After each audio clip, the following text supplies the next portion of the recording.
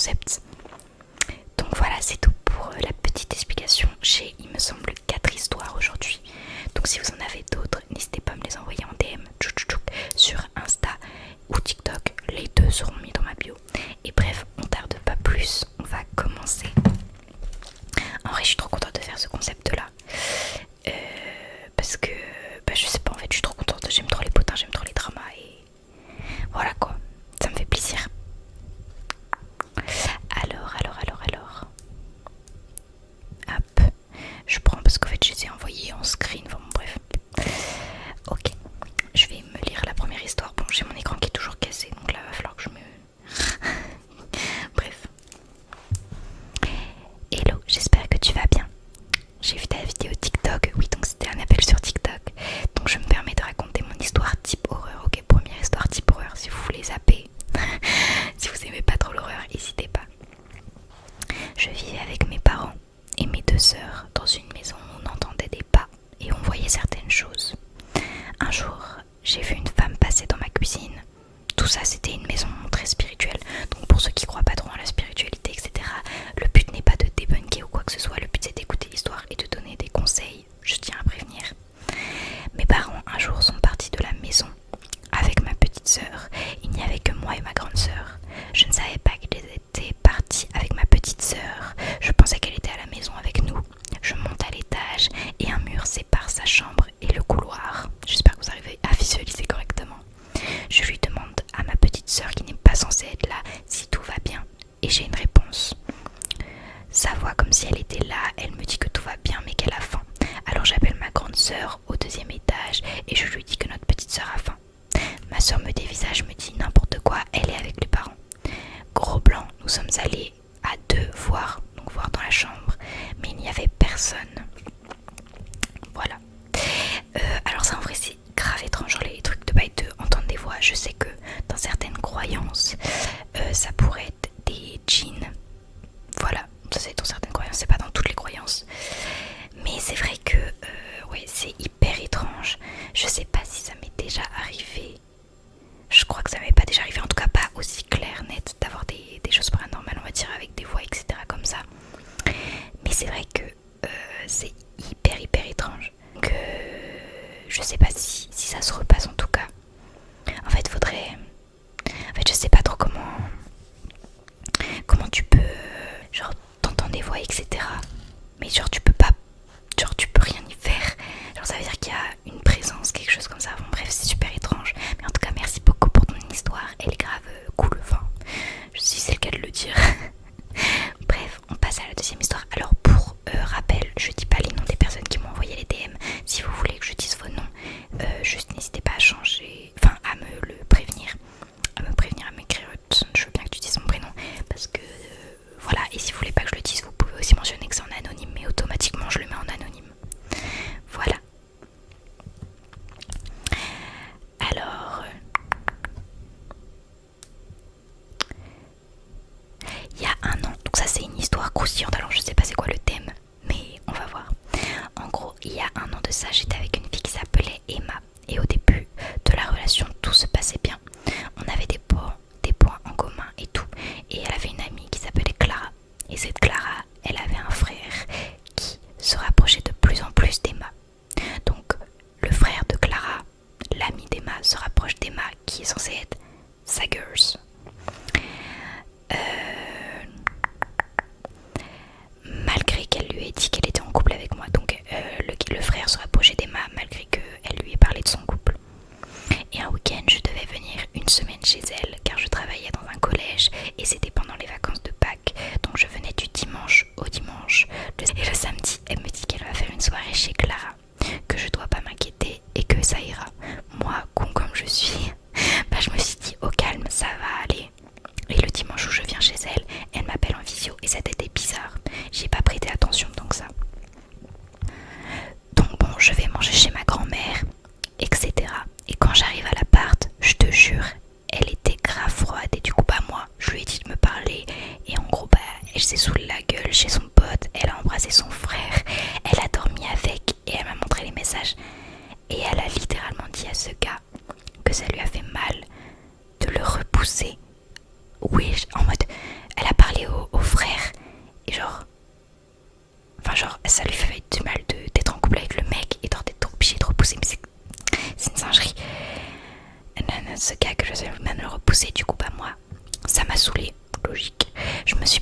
alors que j'étais super contente de l'avoir en plus. Voilà, je pense qu'avec ça, tu as de quoi faire. Ok, bah en vrai, histoire de tromperie, déjà je pense que moi pour moi, parler ambigu avec quelqu'un c'est déjà de la tromperie. Ah, je sais pas vous, dites-moi ce que vous en pensez. Mais là en fait, enfin je pense la meuf juste, elle t'aime pas, genre dans les messages elle dit que ça lui fait du mal d'avoir repoussé l'autre personne, à moins que vraiment, genre avant elle t'aimait. En fait c'est pas possible, je pense que c'est pas possible d'aimer une personne et de voir une autre personne et direct d'avoir le feeling avec cette personne et du coup d'un coup ne plus aimer l'autre personne. Je pense que c'est juste qu'elle aimait pas, elle t'aimait pas autant qu'elle le disait en tout cas. Mais genre dans les messages, moi c'est ça qui me choque le plus, le fait que dans les messages elle dit que ça lui faisait du mal d'avoir repoussé l'autre personne, etc. Juste parce qu'elle était en couple. Bon voilà, bref, faites attention à qui vous fréquentez, parce que ne brisez pas vos petits cœurs pour rien quoi.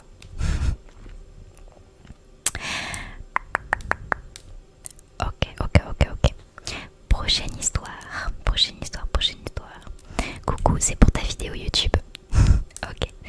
Coucou à tous, je vais vous raconter une histoire qui m'est arrivée en mars de cette année. Donc c'est tout jeune. Un soir, je reçois un ajout sur Insta d'un compte tout neuf, pas de photo, pas de bio, rien. On va l'appeler Yvan, ok. Comme il était abonné au mec de ma pote, je lui demande qui il est. Il me répond qu'on ne se connaît pas et qu'il m'a trouvé dans ses suggestions. On commence à parler, on a 1 an d'écart, ok, et plein de points communs. Il me demande à quoi je ressemble au début. Je refuse d'envoyer une photo, mais lui m'envoie la sienne. Franchement, il était beau. On se sait. Mais il ressemblait tellement à un influenceur que je me suis dit que c'était peut-être un fake. Mais en fait, d'ailleurs, j'ai une petite astuce. Alors ça marche pas tous les coups. Si vous savez pas si quelqu'un c'est un fake, etc. Si la photo a été prise de Pinterest, si la photo a été prise d'un TikTok, etc. C'est hyper simple. Vous prenez un screen. Vous screenez le truc. Ou vous prenez une photo, enfin bref, vous faites quelque chose et vous mettez dans Google Photos. Vous avez un petit onglet photo pour rechercher une photo. Vous mettez la photo dans Google Photos. Et ça va vous développer toutes les photos qui existent sur les réseaux sociaux comme ça. Ou alors vous pouvez faire la même chose directement sur Pinterest. Vous avez Pinterest photo, enfin, la recherche par photo. Vous mettez la photo et vous verrez si c'est une photo Pinterest, tout simplement. Et normalement c'est censé être assez fiable. Ça ne l'est pas tout le temps. Des fois faut vraiment bien chercher. Mais voilà, petite astuce. Au fil des jours, on parle pendant des heures, tous les jours, et je commence un peu à m'attacher. Logique. Puis du jour au lendemain, son compte disparaît. Aucun message, aucune explication. J'ai essayé de le retrouver, mais impossible. Encore aujourd'hui, je ne sais pas si c'était un fake ou une vraie personne. Vous en pensez quoi? Je crois que ma caméra elle a commencé à tourner. Bon, bref, je viens de la remettre. En tout cas, alors, moi je pense, comme je viens de dire, si t'as encore les photos pour être sûr de toi, parce qu'en vrai, je comprends que ça puisse être un peu frustrant de pas avoir le fin mot de l'histoire. Si t'as encore ces photos, fais les recherches sur les réseaux, sur Google, sur Pinterest, etc. pour voir si c'était pas une personne qui existait déjà et que donc la personne avait repris ses photos. Si c'est pas une personne comme ça, c'est peut-être que vous ne vous étiez jamais vu, etc. Bah ça arrive qu'il y ait des personnes qui aiment bien jouer avec les sentiments des autres. Et une fois qu'il a eu ce qu'il voulait, donc il a vu que il t'intéressait, enfin que toi t'étais intéressé par lui, bah il est juste parti parce qu'il avait eu ce qu'il voulait quoi. Donc en vrai il y a plusieurs possibilités. Dites-moi ce que vous en pensez dans les commentaires pour cette histoire là. Mais je pense ouais c'est quelque chose comme ça, soit il avait pas l'intention d'avoir quelque chose de sérieux avec toi, etc. Ou alors ouais c'était peut-être un faux compte et il avait honte de l'assumer. Et du coup il a préféré juste tout supprimer, tout bloquer. Voilà. Ok. On est à la dernière histoire qui est un peu longue à lire. Accrochez-vous. Alors, cette histoire, elle s'est passée quand j'étais au lycée. Et franchement, juste pour avoir voulu aider quelqu'un, ma vie est devenue un film d'horreur. Ok. C'était un mardi, j'avais fini les cours à 17h. Je vais à la gare pour prendre mon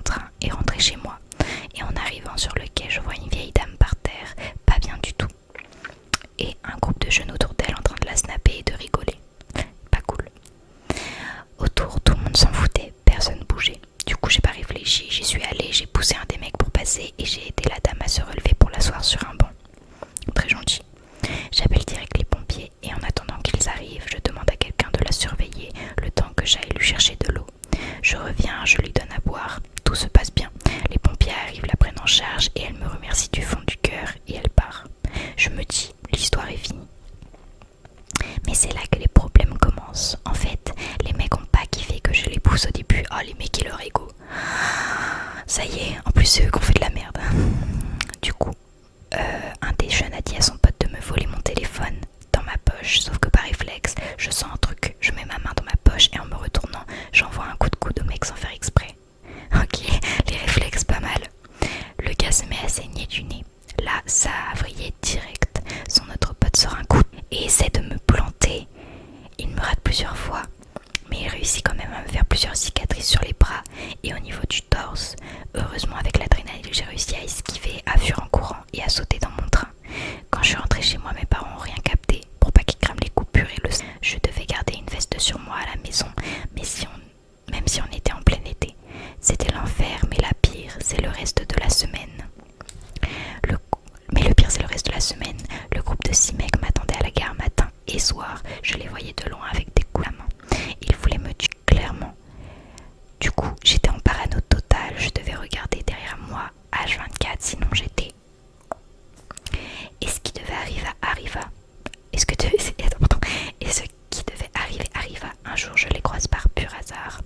Pas le choix. J'ai dû me battre tout seul contre les 6. J'ai réussi à me défendre, mais j'ai quand même pris super cher. Je veux pas entrer dans les détails, mais voilà, en gros, mon année de lycée, c'était plus de la scolarité, c'était de la pure survie, je comprends. Je dormais plus la nuit, j'avais du stress de fou malade, et te dire tous les soirs en te couchant que le lendemain, c'est peut-être ton dernier jour, franchement, c'était hardcore. Tout ça juste parce que j'ai été une vieille dame. Ok, en vrai, je pense... T'aurais dû porter plainte. Après, c'est vrai qu'il faut avoir des preuves pour porter plainte, etc. Mais là, pour le coup, les plaintes, t'aurais pu... les preuves, peut-être, t'aurais pu les avoir en toi-même, prenant en photo discrètement, ou en mettant genre, tu sais, le dictaphone, etc.